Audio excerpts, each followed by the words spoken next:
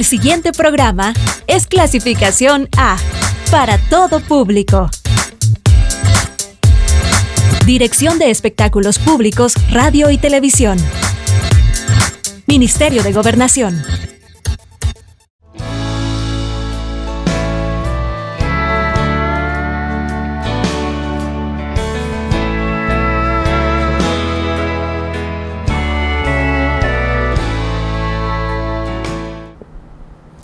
Muy buenas noches. Que el Señor les bendiga, hermanos y amigos. Gracias por estar en la sintonía de Canal 9. Bienvenidos a su programa Fundamento, que se transmite todos los sábados a partir de este horario. Así es que para mí me es un privilegio entrar a la intimidad de su hogar a través de la señal de Canal 9 en la ciudad de La Unión, la ciudad Puerto de La Unión. Me acompaña como siempre, me asiste en cámaras el ingeniero Manuel Vides, a quien le agradecemos por darnos siempre la atención para llevar a cabo este programa que es de bendición para la audiencia de Canal 9, la audiencia cristiana, como también aquellos que todavía no han dado este paso de fe, de creer en Jesús como su Salvador y Señor de sus vidas. Porque hay un dato muy interesante. A la gente le encanta hablar de Dios por todas las cosas buenas que identifican a nuestro Dios bondadoso. Pero no les encanta hablar del otro parámetro que es Señor de todo lo que hay. Y cuando se convierte en Señor, se convierte en amo. De manera que ya no es el ser humano que determina lo que hace, sino lo que su Señor dice. Ahí a la gente no le encanta, no le agrada esa parte, no le gusta. Pero a quienes hemos recibido por la fe la revelación del Evangelio, entendemos que Él es el Señor del universo, y como dice la carta a los Filipenses, es nombre para los que están en los cielos. Maravillosa esta parte. Es Señor de los que están en la tierra y es amo y Señor de los que están en tinieblas, en la oscuridad. Eso tiene que ver con principados, potestades, gobernadores, tiene que ver con seres humanos en lugar de tormento, tiene que ver con pecadores, tiene que ver con autoridades, con reyes, con gobiernos. Él es Señor de todo. Así es que a usted le animamos a que dé ese paso de vida eterna. Así que bienvenidos a usted que nos ve en los diferentes municipios, ahora hay distritos, no sé cómo le van a llamar a los cantones y tampoco sé cómo se le va a llamar a los barrios, a las colonias, o se va a seguir manteniendo esos nombres para las diferentes comunidades. Pero sea como sea, bienvenido al programa Fundamento de este día sábado. Tenga usted una excelente noche, y a usted que nos ve a través de las diferentes plataformas de Canal 9, un abrazo a la distancia. Toda la comunidad salvadoreña, una comunidad que es numerosa en el norte del continente, también en la parte occidental del hemisferio, también hay muchos salvadoreños en Suecia, en Bélgica y en Italia, que es la segunda comunidad más grande de salvadoreños después del norte de nuestro continente. Así es que Dios bendiga a todos nuestros hermanos salvadoreños y, por qué no decirlo, a todos los centroamericanos, a todos los que somos parte de esta pequeña porción de tierra del continente. Así que Dios le bendiga a toda nuestra gente, a todo nuestro pueblo, a esa comunidad que que nada más y nada menos aporta más de 7,000 millones de dólares.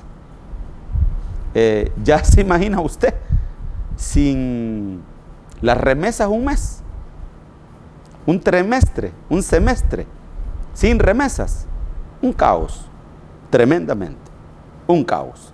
Los que trabajamos en la construcción, los que nos dedicamos a trabajar en el área de la construcción, cualquiera que sea la modalidad de la construcción, sabemos que el 80 o 90% de lo que se maneja en construcción es gracias a esa gente que está construyendo su casa, remodelando la casa que dejó o tratando de comprar una nueva vivienda. Así es que no es para despreciar la cantidad de dinero que viene del norte del continente.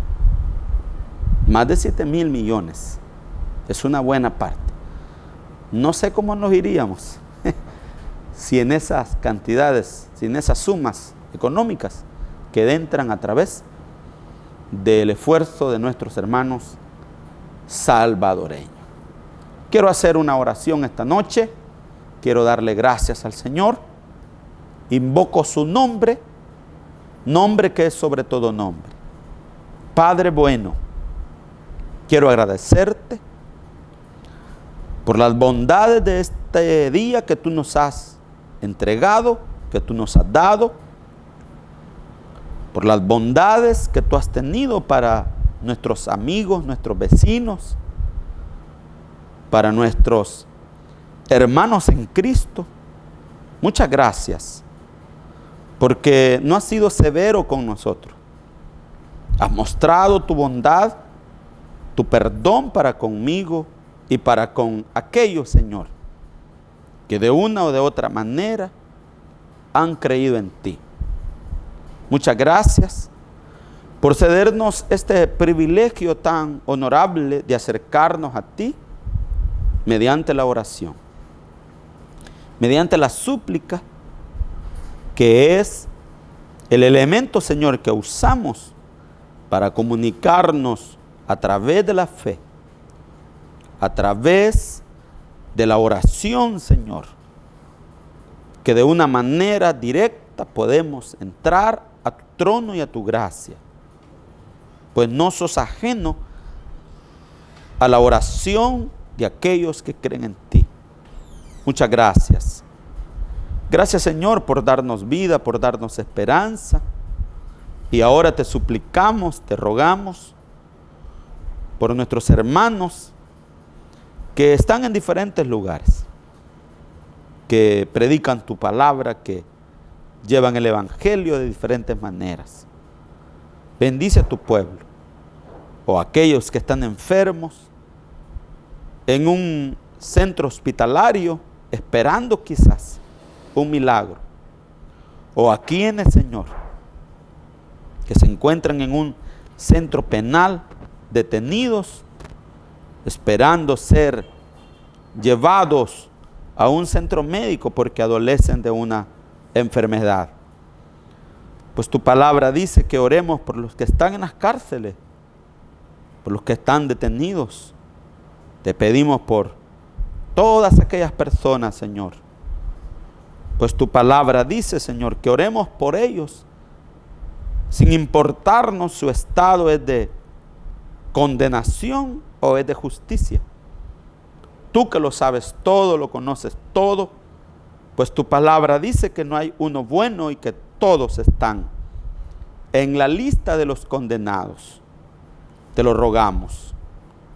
Te pedimos por quienes tienen enfermedades crónicas, que están batallando con el cáncer, con la insuficiencia renal, con problemas, Señor, en sus órganos, que ha deteriorado su salud. Te lo suplicamos, pues tú tienes el poder para hacerlo. No nosotros, Señor. Reconocemos que tú eres el que sana y que no está en la facultad de ningún hombre hacer milagros, sino en ti. Gracias, Señor. Bendice a mis compañeros pastores, los cuales predicamos en este programa. Bendice al hermano Obed, al hermano Estrada, al hermano Zamora, al pastor David Martínez, al hermano, Señor, que viene a predicar los viernes. También bendícelo en el nombre de Jesús. Muchas gracias, porque en tu mano, Señor, siempre estamos seguros.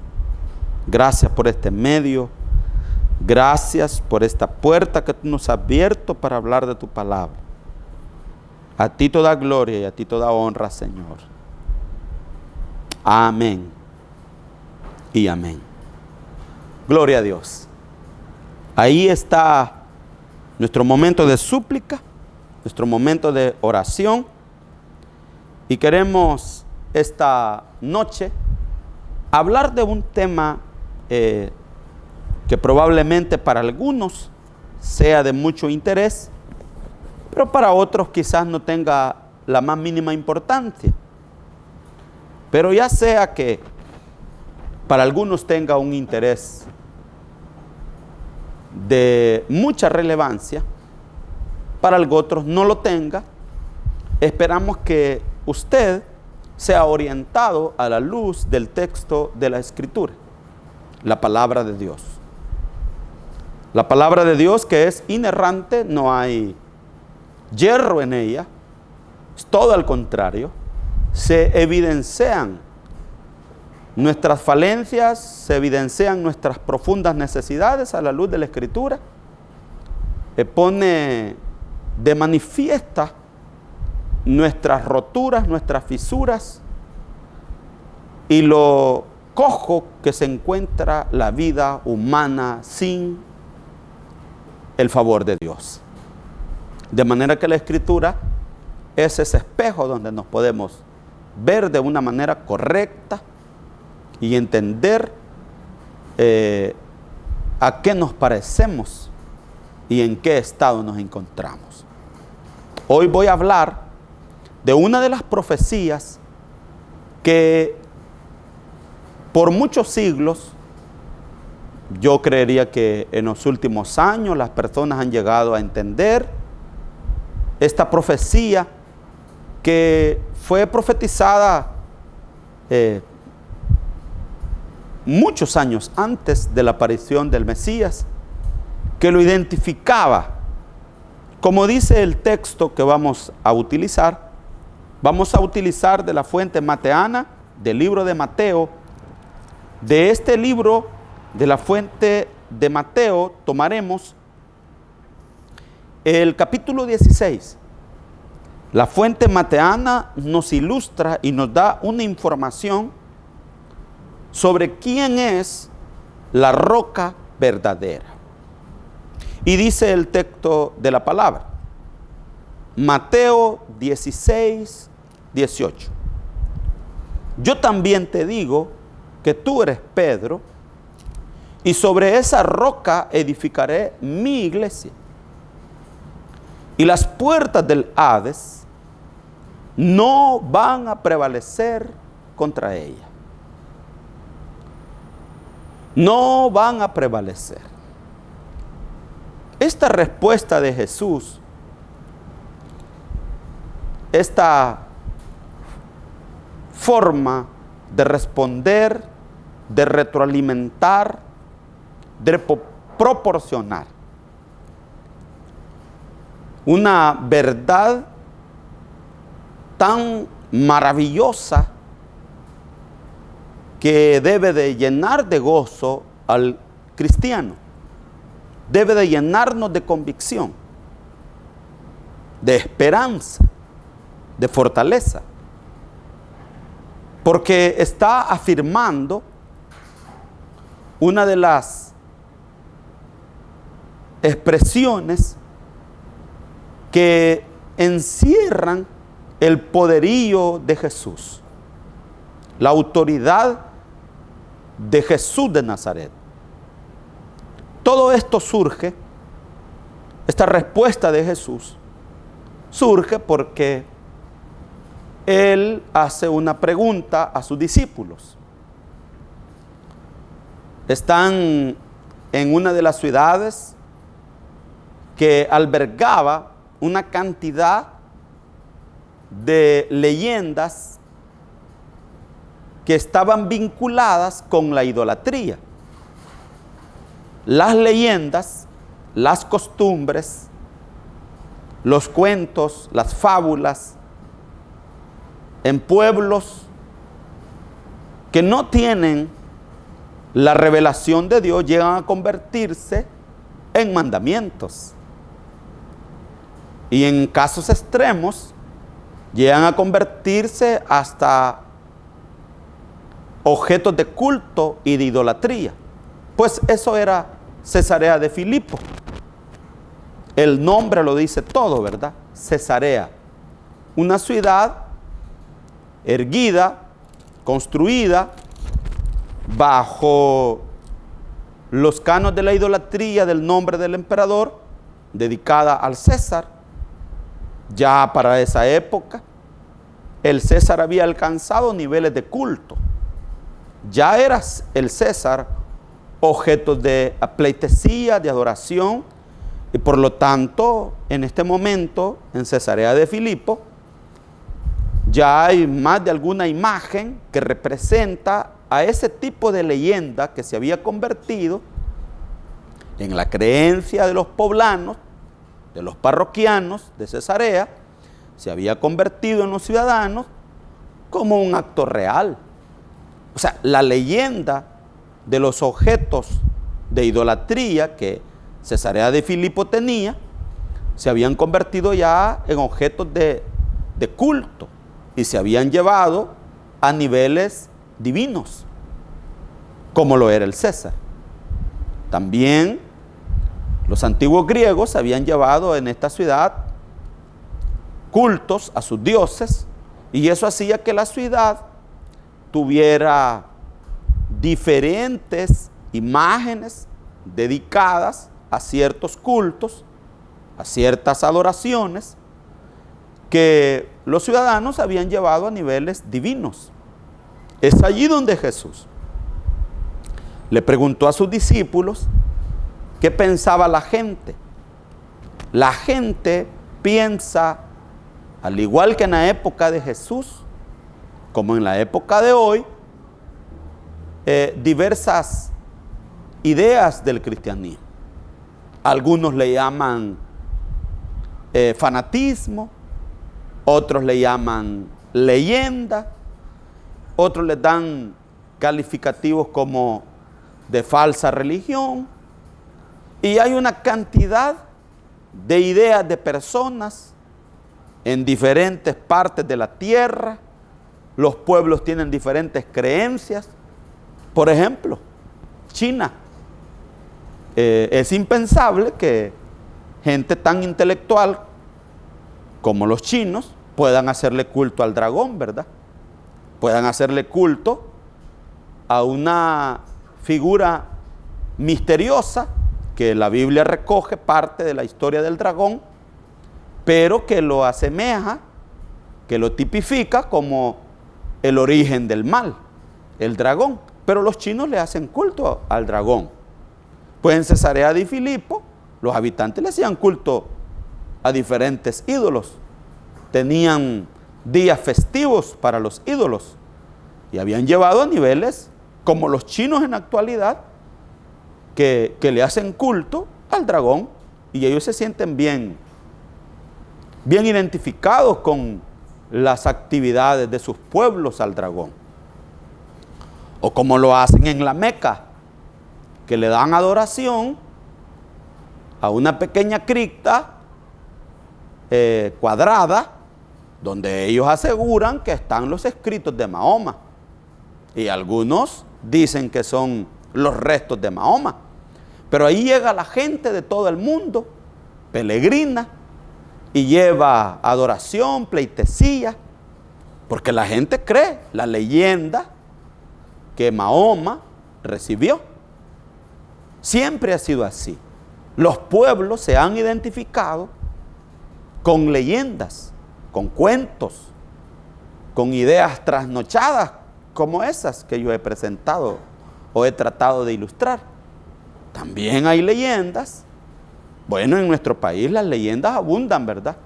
Algunos dicen que el volcán de San Miguel no hizo erupción porque no terminó de matar a toda la población de San Miguel, porque hubo una interpretación de una diosa que apareció y que detuvo, que rogó. Todos esos son leyendas, ¿verdad? Porque no se tiene ninguna prueba, ni literaria, no hay ninguna prueba que pueda demostrar semejante afirmación. Pero los pueblos, a medida van acumulando esas leyendas, las van convirtiendo en cosas reales. No es novedoso. A mediados del siglo XX, Adolfo Hitler contaba sus leyendas de prosperidad, se ufanaba de tener una de las mejores sociedades intelectuales del mundo y lo llevó a niveles macabros de convertirlos en los principales asesinos de la humanidad.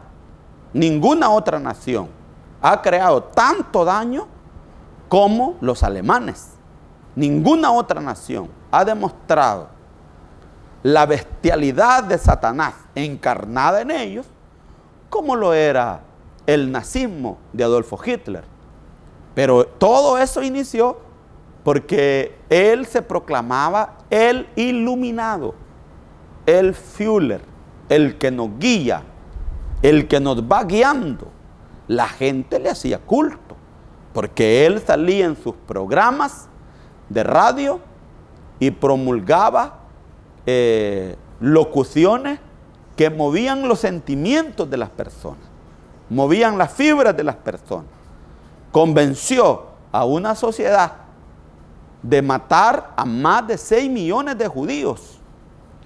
Los alemanes no es de confiar, ni antes ni hoy. Los alemanes descienden de una raza, como ellos se llaman, los bávaros. De hecho, Roma tuvo muchos problemas, el Imperio Romano, con los bávaros, ¿no? En sus fronteras. Hicieron mucha resistencia.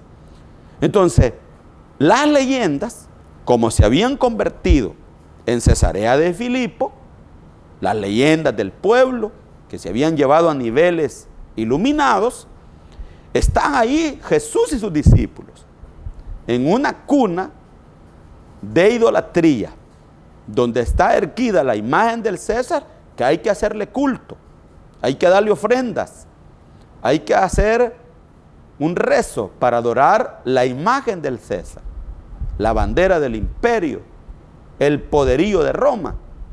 Pero también habían otras imágenes.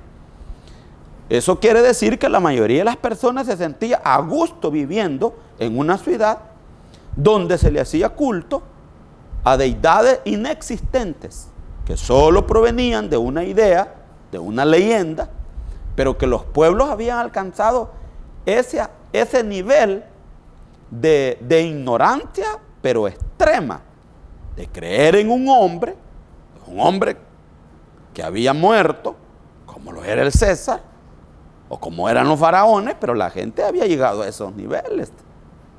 Es ahí donde Jesús pregunta, ¿qué dice la gente de mí?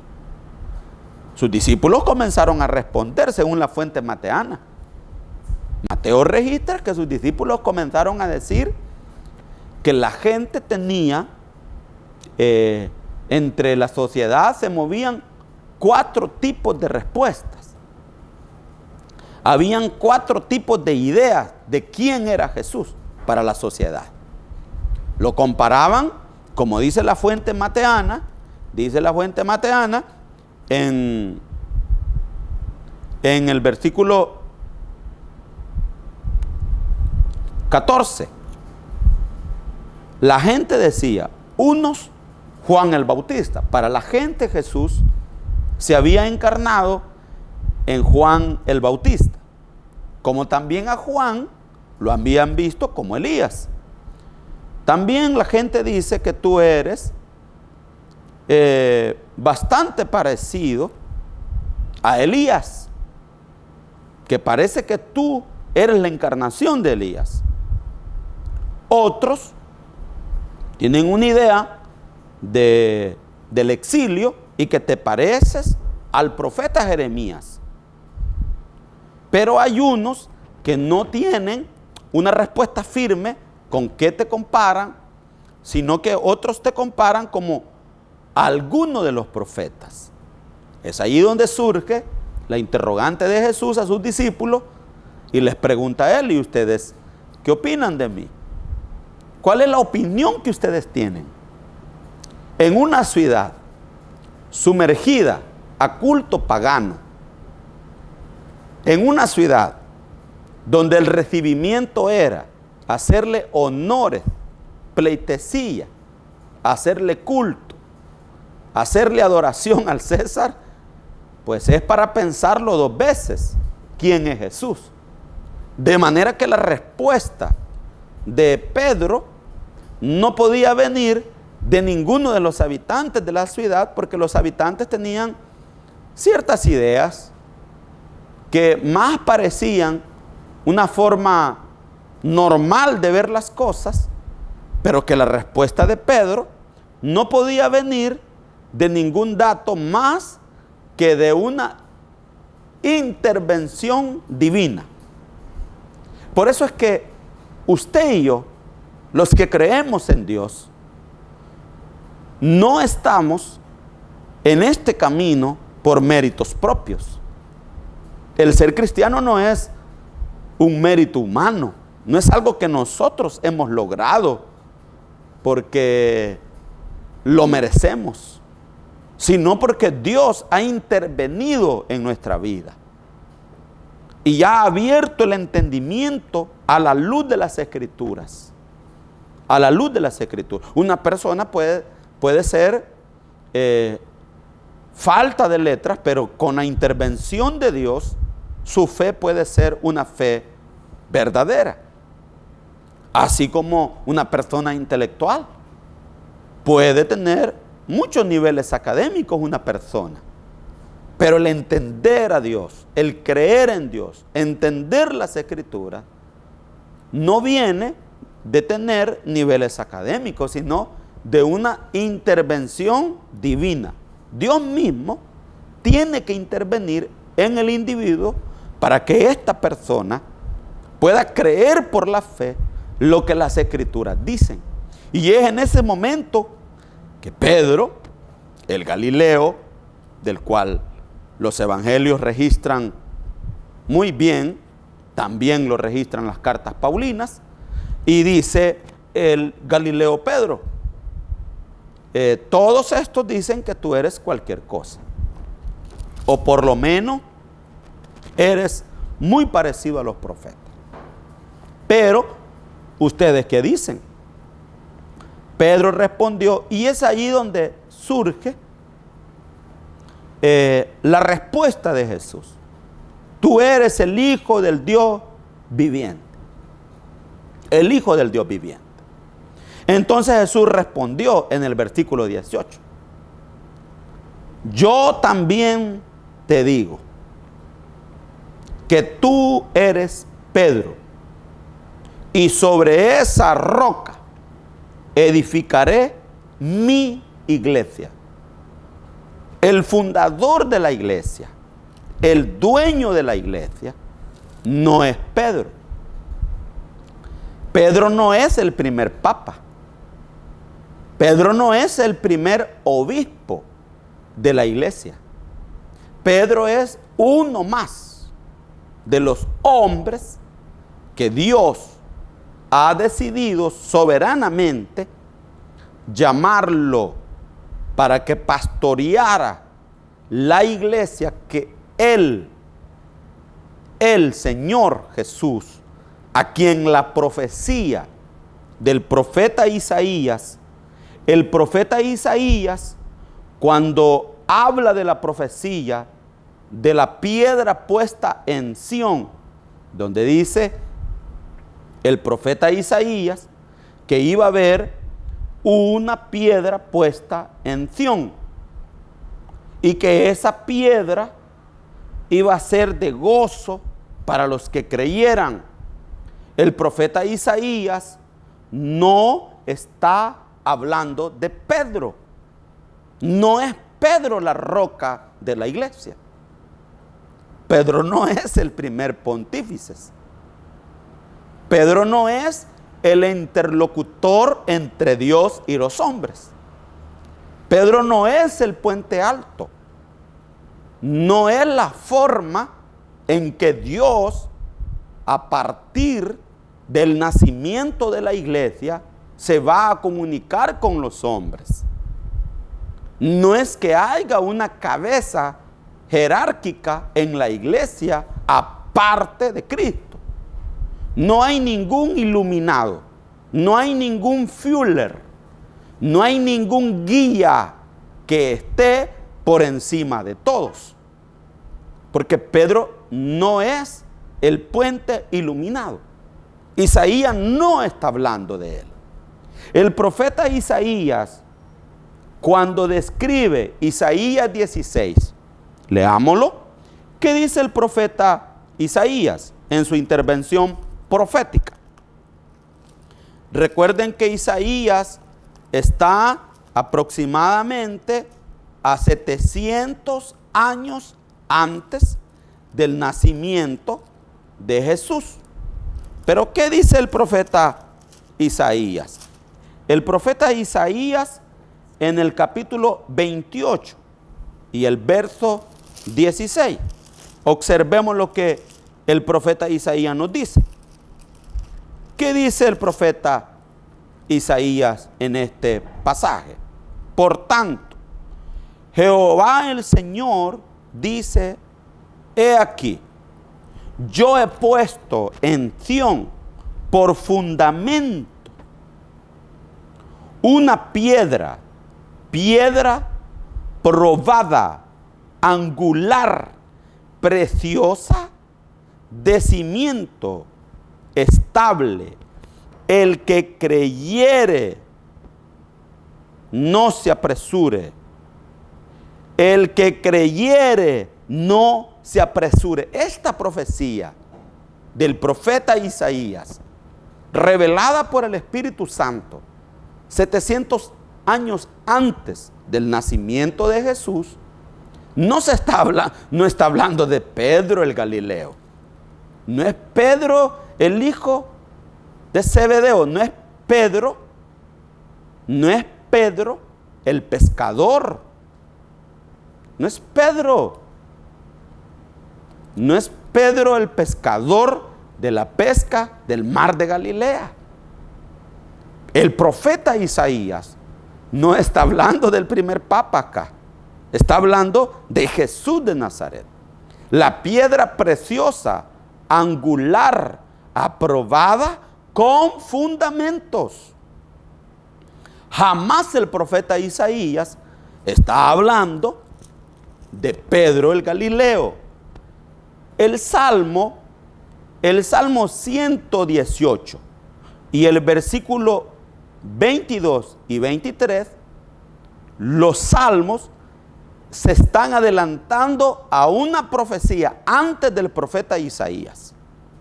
Los salmos dicen así: la piedra que desecharon los edificadores ha venido a ser cabeza del ángulo. No está hablando como dice la novela de la tradición. La leyenda de la tradición dice, vuelvo a repetir, subrayo la palabra leyenda porque es una leyenda de la cual no se tiene ninguna prueba, ni arqueológica, ni mucho menos literaria, ¿verdad? Escrita, que pueda decir con tanta seguridad que el Señor Jesús está ordenando a Pedro como el primer papa. O sea, esa es una leyenda, que es una herética interpretación del texto de la palabra. Y tiene respuesta. ¿Por qué las leyendas mal interpretan las escrituras? Porque para todos es sabido que una de las bancas más millonarias de la tierra es la banca del Vaticano.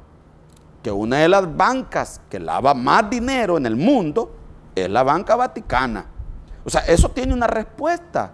Y está allí en la historia la respuesta. Está en documentos, en investigaciones. ¿Por qué los versículos de la Biblia, los falsos, los tuercen para sacar, dice Judas, provecho de ellos, para sacar ganancia de las Escrituras? Al torcer y hacerle creer a la gente una leyenda sin fundamento de que Pedro fue el primer papa de Roma, pues eso es descabellado, ¿no? Porque la Biblia no lo enseña. Es una leyenda que alguien la transmitió.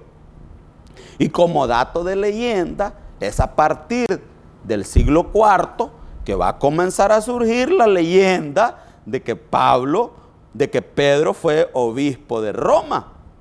O sea, es una leyenda porque no hay ninguna prueba. De hecho, en la ciudad donde Pedro nació, que era Capernaum, no hay ninguna prueba de que Pedro vivió allí, o murió allí, o estuvo allí, o por lo menos la casa que los historiadores llevan a la gente en su excursión. Y eso tiene una respuesta también, ¿verdad? Porque ustedes saben lo que vale una excursión a Israel, ¿verdad? Y le dicen a usted que es de la casa de Pedro, y ya con pasión, con sentimiento, cualquiera, pues, es enganchado en el anzuelo de estos traficantes de dinero, ¿verdad? Que usan estas historias bíblicas para hacerse más ricos. Hay congregaciones aquí en el país que tienen agencias de viaje para llevar a los turistas y decirle, miren, esta es la casa donde vivió Pedro. Es cierto, los arqueólogos tienen que en Capernaum hay una casa que es donde se encontraron algunas herramientas de pesca, pero esos son pequeños vestigios de hace 2000 años. Nadie puede dar seguridad que fue la casa de Pedro. Como esa leyenda que se ha convertido como algo tan real, pues la leyenda de la religión dice que Pedro fue el primer pontífice, y no es así. El texto sagrado dice, yo también te digo que tú eres Pedro, y sobre esa roca edificaré mi iglesia. La iglesia no la fundó Pedro, y la iglesia no es la descripción de un nombre o de una expresión de alguien, o la afirmación de un colegiado. La iglesia fue fundada por Jesús, y el puente entre Dios y los hombres no es Pedro, mucho menos podría ser otra persona, ¿verdad? En la actualidad, el puente entre los hombres y Dios es Jesucristo. Es la piedra aprobada, la piedra que tiene fundamentos. El profeta Isaías jamás está hablando de Pedro, está hablando de Jesús, de la roca. También el Salmo 118 y el verso 22, la piedra que desecharon los edificadores ha venido a ser cabeza del ángulo de parte de Jehová es esto. Y es cosa maravillosa a nuestros ojos. Oh, gloria al Señor. Esto es maravilloso. Nos gozamos al saber que el fundamento de la iglesia no es ningún pastor. Mucho cuidado, hermano, con andar idolatrando a los pastores. Mucho cuidado. Ni andarle besando la mano a nadie. De hecho, la mano es una de las partes del cuerpo más sucias, ¿no? No entiendo yo cómo la gente besa las manos, ¿verdad? Pero bien, hay gente que lo hace, cree en esas leyendas. Entonces, mucho cuidado con andar idolatrando a una persona, con tener en niveles de podio a una persona, porque es lo que Cristo está tratando de enseñarnos en su palabra. Pedro no es el pontífice, no es el primer papa, como dice la leyenda. Tampoco no hay pruebas de que fuera obispo en la iglesia en Roma. Bueno, de hecho se maneja hasta en la actualidad mucha falta de pruebas si realmente murió en Roma. De lo que sí se sabe es que Pedro fue asesinado por Nerón. De eso sí hay mucha prueba que lo sustenta la historia, el escrito. También el profeta Isaías no puede estar hablando de Pedro como la roca aprobada. También la fuente mateana, y esto es importante porque la fuente del libro de Mateo nos proporciona en el capítulo 21, y esto es de verdad interesante, porque con solo imaginarnos que Mateo pudiera estar replicando, afirmando que Pedro es la piedra probada, sería para morirnos, porque estamos hablando de un judío de pura cepa. Si para ellos estaba prohibido poner en alto a un hombre, mucho menos hacer la idolatría de esta magnitud, de verlo como la piedra de salvación. Interesante este dato bíblico. Es importantísimo hacerlo nuestro, que nuestro ser se nutra de la única esperanza, que nuestras vidas se conviertan a la verdadera fe, a la fe salvífica, a la fe que salva, que se centra en Cristo.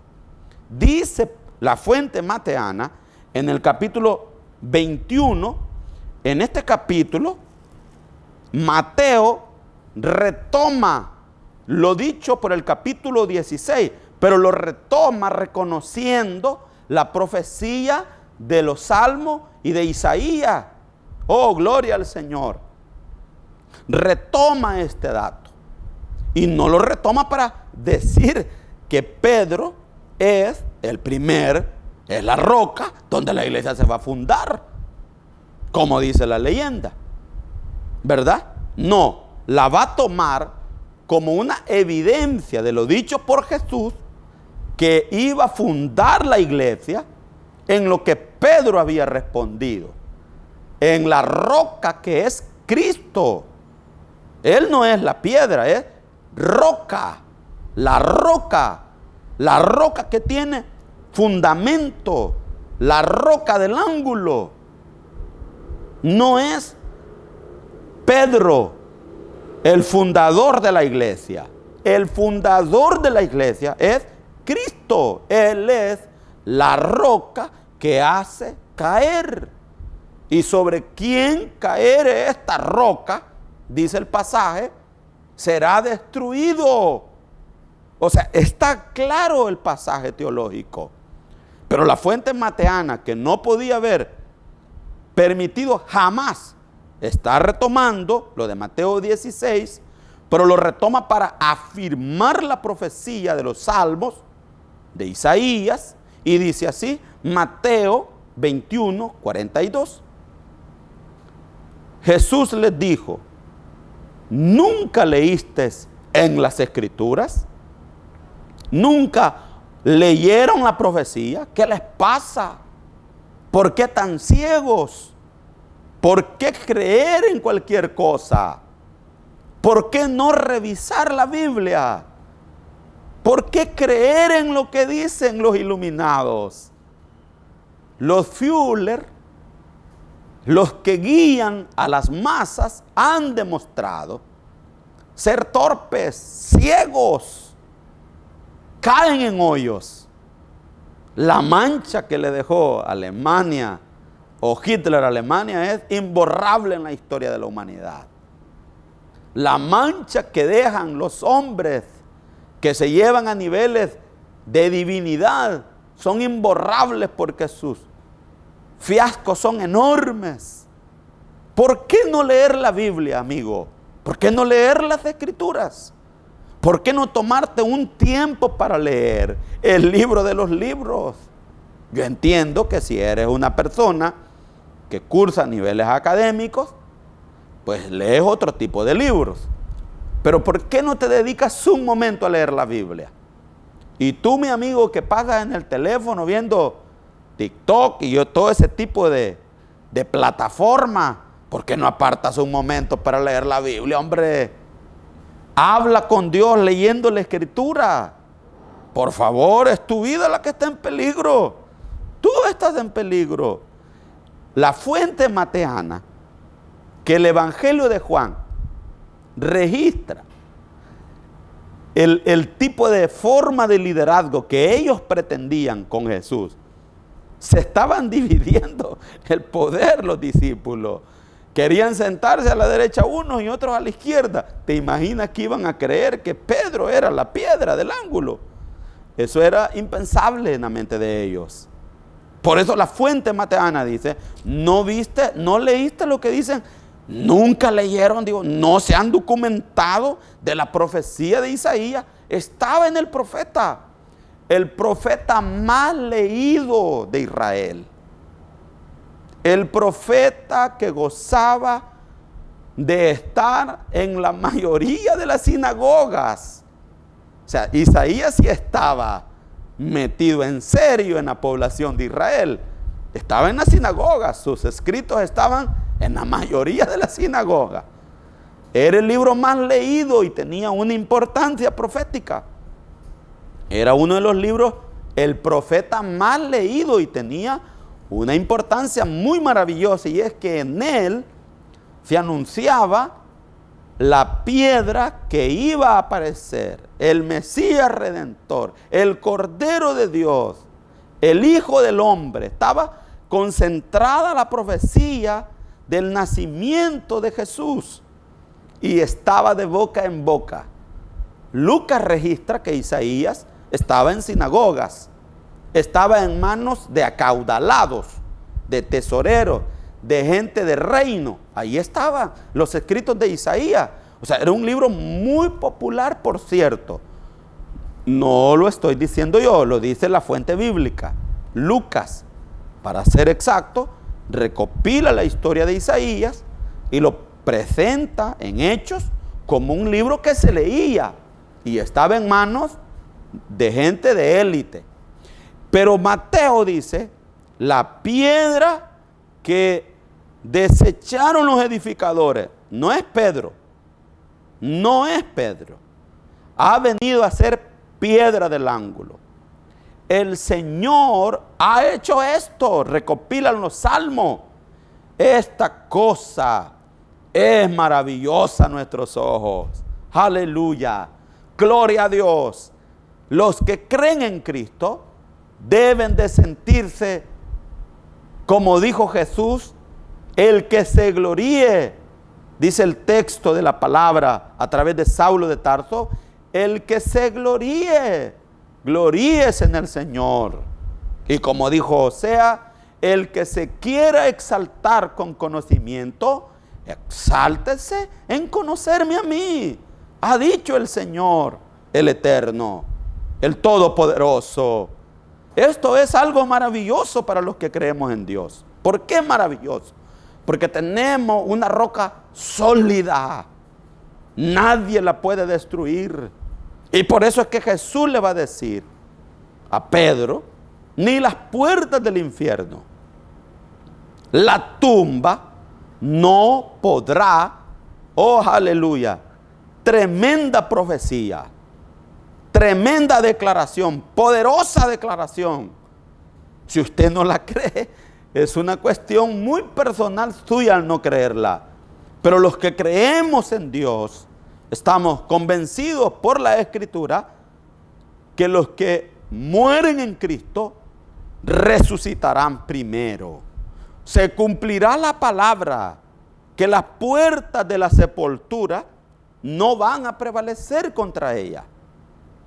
No va a prevalecer con los que mueren en Cristo, como dijo Jesús. El que cree en mí, aunque esté muerto, vivirá. Y esa es la expresión que le dice a Pedro, ni las puertas del Hades, ni las puertas de la sepultura, ni la roca que tapa el hoyo, como en el entierro de Jesús, que habían puesto una enorme roca que no la podía mover un hombre, una piedra para que nadie se llevara el cuerpo de Cristo. Bajaron ángeles, abrieron aquello, y como como un acto de ejemplo para todos los cristianos, el Hades no pudo detener a Cristo. Se abrieron las puertas de la sepultura. Entonces los cristianos debemos de sentir gozo al saber que la creencia, la fe que nos sostiene, no es en Pedro, no es el hombre que Dios usó en la iglesia primitiva. No solo él era columna. Gálatas registra a través de la narrativa de Saulo de Tarso que Pedro, Jacobo, Juan figuraban entre las columnas de la iglesia. Ahí está claro. Y la carta a los Gálatas es un documento con una información 100% fidedigna, escrita por Saulo de Tarso. O sea, no estamos hablando de cualquier cosa, estamos hablando de lo mejor de lo mejor, de lo bueno de lo bueno, de lo verdadero de lo verdadero. O sea, no estamos hablando de leyendas, no estamos hablando que un hombre, vamos a hacer una caminata porque este hombre ha sanado. No estamos hablando de esas leyendas. Estamos hablando de algo que es serio, comprobado por la Biblia. Ni las puertas del Hades como dato. ¿Quién no ha querido destruir al pueblo de Israel? ¿Han podido? No, no han podido. ¿Quién no ha querido detener al cristianismo? ¿Han podido detenerlo? No han podido detenerlo. Y el cristianismo nunca ha usado la fuerza para convertir a sus seguidores. Ha usado el amor de Dios. El cristianismo es la única puerta que hay para entrar a la vida eterna. Mahoma usó la fuerza, usó la espada para obligar a la gente a convertirse al Islam por temor a la muerte.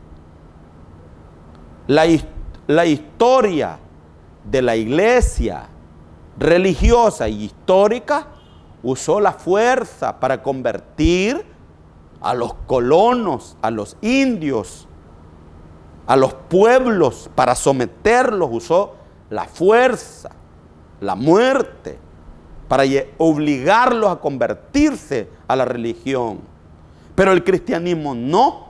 El cristianismo, en el relato bíblico, Dios usó a los santos hombres con el poder sobrenatural, a tal grado que el pescador Pedro, Lucas recoge información que dice que con la sombra de Pedro se sanaban los enfermos. Pero eso no quiere decir que Pedro era la roca. Pedro era una piedra más del edificio. Él mismo se identifica como una piedra pequeña. Y él mismo, en Primera de Pedro, reconoce que él no es la piedra. Él no es la piedra. Así que yo le animo, mi estimado, mi hermano, mi amigo, tómese un tiempo para leer la Biblia. En ella, dijo Jesús, usted encontrará la respuesta a la vida, nada más y nada menos que a la vida eterna. Dios le bendiga, tenga usted una buena noche, recapacite en la palabra de Dios. Si usted está afligido, busque a Dios. Que Dios le bendiga. Padre, te damos gracias, porque tú eres bueno y por esta oportunidad. Amén y amén.